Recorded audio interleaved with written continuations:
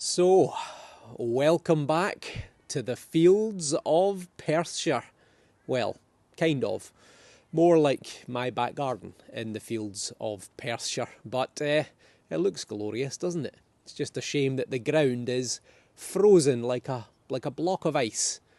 But it's the perfect opportunity to do a little video. Not about detecting, well, kind of. As you'll remember, about 2 weeks ago, I got a very random and unexpected phone call from the BBC. And they said, we would love to have you on our live show tonight. To which I said, leave it with me, which was code for, I don't really want to do it. I messaged my wife and she told me, you're doing it, but in a very supportive way. She said that I would regret it if I didn't take the opportunity. And she was right. It had to happen eventually, but she was right.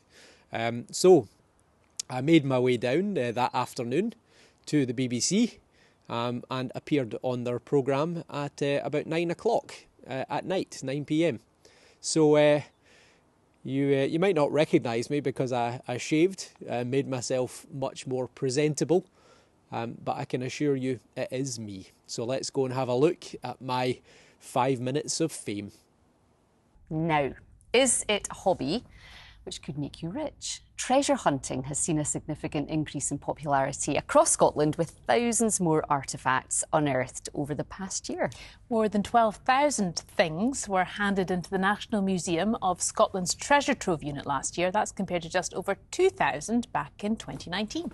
Well, John McEachran is a Scottish metal detectorist, and he's joined us now to tell us why there's been such a surge in popularity. What's going on? Why are people out looking for treasure? Well, it's a good question. I think COVID and lockdown had a lot to do with it. It's a great way to get out into the outdoors, either on your own or with other people. And obviously the media, there seems to be a story every other month of some incredible find, some fantastic discovery. So it gives people the hope that maybe it could be them. And you've brought some of your stuff. What have you found? I have. Well, I've got a little bit of a mishmash of different things here. Hopefully that's visible on the screen there. But a wee figure there. yeah, the little figure we believe is Roman. Wow. It's probably from the 1st century.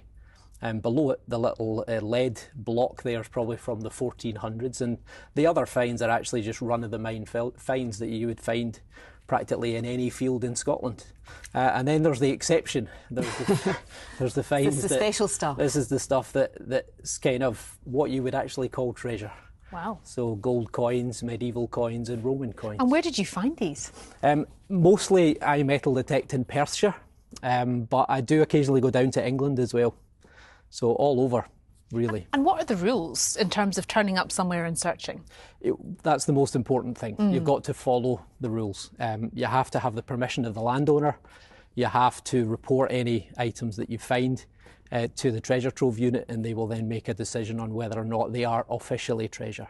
Yeah, because we've heard about this big increase in the number of things being handed in, but is it the case that some people might be holding on to what they find, do you think, or are generally people out there doing this, you know, for the greater good and to try and share those things with other people? Yeah, I think most people who metal detect have got all the right reasons for doing it. They want to find some history.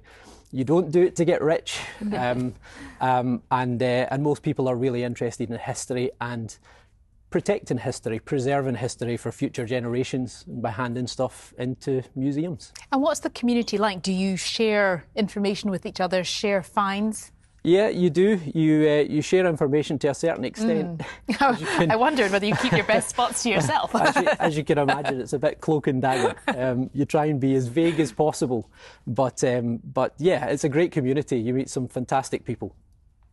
And what about where to find things in terms of a location? I take it it's not random. You don't just sort of stop by a field and go and try your luck, do you? You'd be amazed. Sometimes it's the fields that have absolutely no history, which are the ones that produce an amazing find. Other times, you know, you do a bit of research, a castle, some history, and you turn something up that's relevant. So. And are you worried, given that so many people are taking up this hobby, That we might run out of treasure. You'll find it all. Well, yeah. Well, eventually it will run out. But you know, we've only got, I think, somewhere between 500 and 1,000 people regularly metal detecting in Scotland. So it's a big place. There's plenty for everyone. What's the best thing you've ever found? My best thing I've ever found is a medieval gold coin from the 14th century.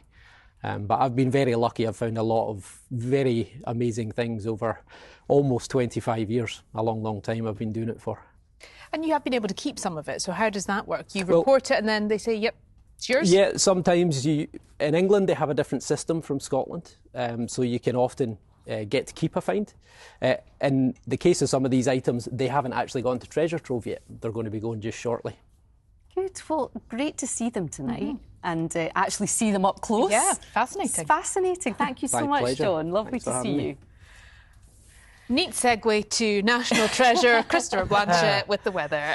Pretty cold tonight, actually, and a pretty chilly day tomorrow. But then it turns milder for the middle part of the week. Good for detectorists. Yes, although probably a little bit soggy, Yeah. a bit damp underfoot, a bit muddy out in the fields, I think. But yeah, a roller coaster of temperature this week, but generally going one way, and that is down. Okay. Thanks very much indeed, Laura and Laura. Very good evening to you. We've got some pretty chilly weather overnight tonight with clearing skies. So, what do you think? Did it look like me? Some people have said I had no idea that, that you dressed up or that you could make yourself look so presentable, because so many people only ever see me covered in mud out metal detecting in a field. So there you go, my 5 minutes of fame. I should point out that I had a little conversation with the producer just 5 minutes before the video was shot, where I said to them, you know, I brought a few things with me, and they said, oh, fantastic props, but they didn't have any way of displaying them. Fortunately, I'd brought a little box with me, which I used, but it was a nightmare trying to get the angle right without them all falling over, which some of them did, as you saw in the first snippet of video. So, yeah, it was a great experience. The staff were lovely. And I didn't really have time to panic because I didn't know what they were going to ask. I did say to them, you know, what are the questions? All I knew was the topic was metal detecting, but I didn't know if they were going to ask me anything controversial. I didn't know if they wanted to talk about me or the hobby or a bit of both.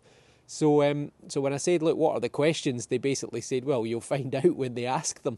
So I didn't have any preempting. So hopefully I did okay. So there you go. As I say, 5 minutes of fame. And the BBC have got my number, so who knows, maybe there's a mini-series coming sometime soon. So, I hope you enjoyed. Thanks as ever for all your incredible support, because if you didn't watch my channel and you didn't help to make it the success that it is, then the BBC wouldn't have called me in the first place. So thank you all, as ever, for the tremendous support. So hopefully, I'll see you all on the next video, and fingers crossed, in another 48 hours, it might have thawed just about enough that I can get out and go metal detecting. So hopefully, I'll see you all on the next dig. Take care, and thanks for watching.